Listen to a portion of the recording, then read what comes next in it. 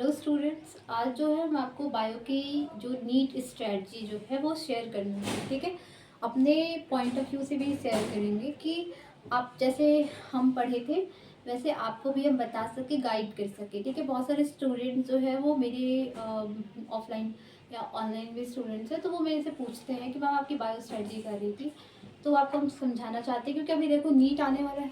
Obviously अगर ये strategy follow करोगे तो आपका जो है वो अच्छा मार्क्स जो है वो आप ला पाओगे। ठीक है, तो सबसे पहले आपको क्या करना है, सबसे पहले आपको बायो में, ठीक है, सबसे पहले तो मेन सब बताएंगे ये चीज़ कि आपको एनसीईआरटी जो है वो पढ़ना है। एनसीईआरटी को पढ़े कैसे, अब लोगों को ये नहीं पता होता है कि आप एनसीईआरटी को पढ़े कैसे। आप टॉपिक वाइज बांट के पढ़ो।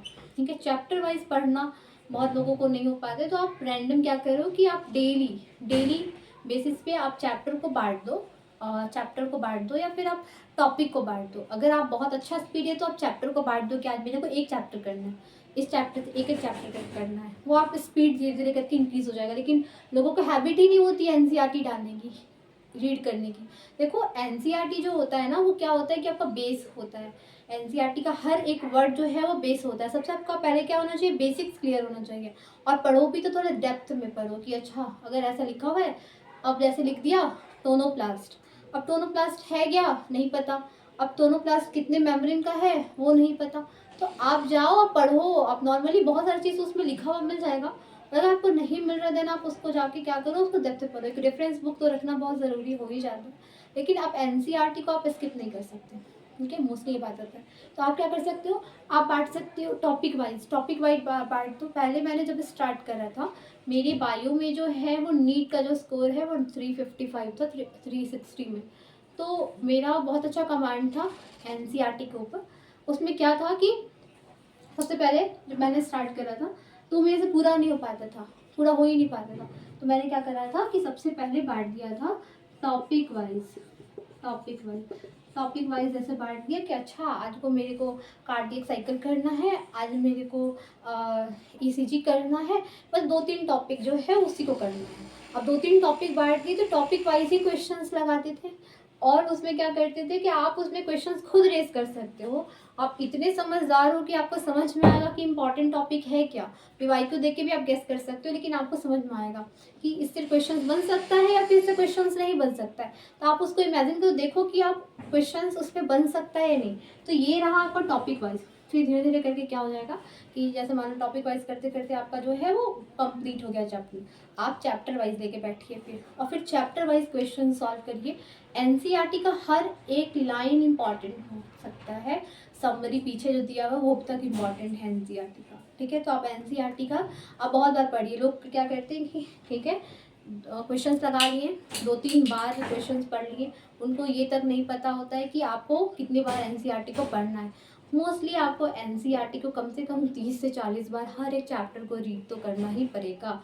एनसीईआरटी आपको ऐसे आनी चाहिए जैसे कि टिप्स पे, जैसे कोई भी पूछे कि आप पेज बता दो तो मेरे को पेज तक पता होना चाहिए। तो आपको ये याद होना चाहिए मोस्टली। ठीक है, आपको एनसीईआरटी जो है वो बहुत डेप्थ में पढ़ना ही है। समझ बायोलॉजी का स्ट्रेटजी तो यही है, मेन स्ट्रेटजी तो यही है, एनसीईआरटी पढ़ने की, रीडिंग डालना।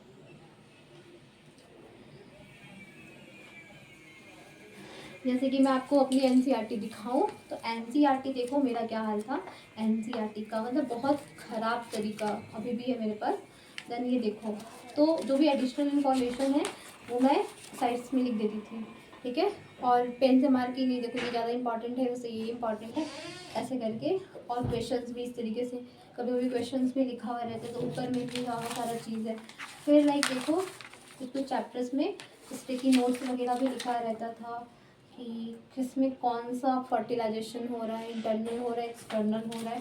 तो आपको जो एनसीईआरटी को इस तरीके से ही पढ़ना होगा। ठीक है, तो ये तो आपको समझ में आया पहला बात। ठीक है, अब बात करते हैं कि आपको और क्या करनी है। ठीक है, तो आपको बुक्स में अगर बात करें तो सबसे पहले तो एनसीईआरटी। ठीक है, और एक आता है NCERT at a finger tips करके, फिंगर, तो मैंने ये लगाया था। अब बहुत पुरानी वाली, क्योंकि जो ये दिए थे हम तो बहुत पुराना वाला, जो बहुत पुराना वाला मिलता था ना, लाइक जिसमें बहुत एडिशनल इन्फॉर्मेशन भी रहता था, तो उसको पढ़ के ये जो है वो बुक को लगाए थे।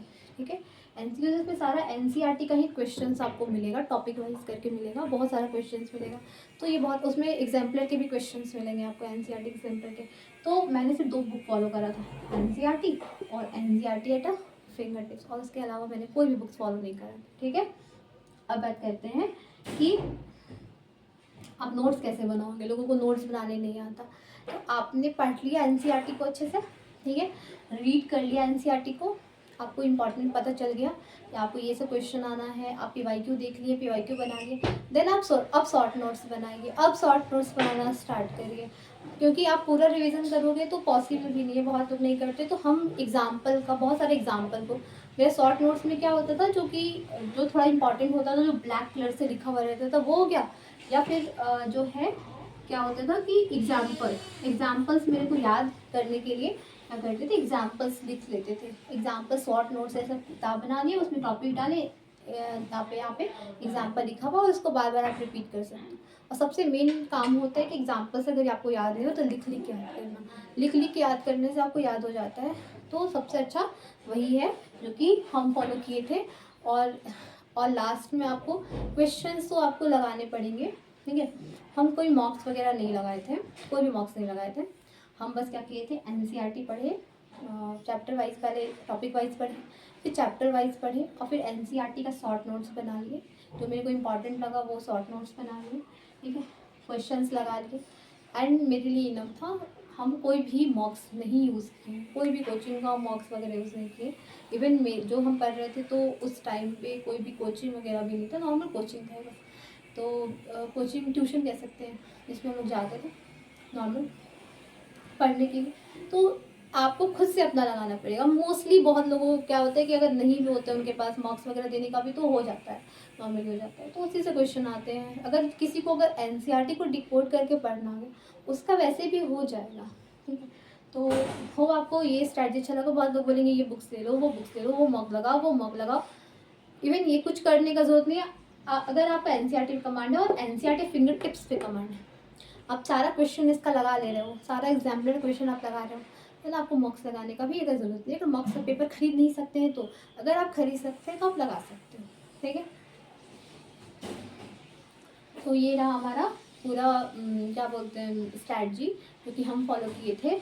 और जो है मेरा 355 जो है वो स्कोर रहा था 360 में। देन इसीलिए बहुत लोग पूछते हैं हम क्या स्कोर रहा था। बायो बेसिक्स आपको बहुत क्लियर होना चाहिए, और कोई भी चीज़ को पढ़ो तो थोड़ा डेप्थ में पढ़ो, ठीक है। और कॉन्फिडेंट रहो कि जो आप पढ़ रहे हो वही आ रहा है। कॉन्फिडेंस होना बहुत ज़रूरी है आपके अंदर। अगर कॉन्फिडेंट नहीं है तो आप कुछ भी नहीं कर सकते।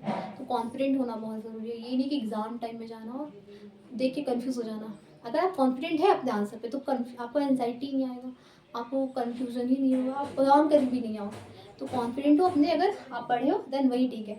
आप 2 आंसर देख के 3 आंसर देख के सिमिलर आप कंफ्यूज नहीं, जो आप पढ़े हो एंड कॉन्फिडेंटली वो चीज़ को लगा के। तो कॉन्फिडेंट रहना बहुत ज़रूरी है सबसे बात, ठीक है। और एग्ज़ाम में वही आपको काम करेगा, ठीक। Thank you.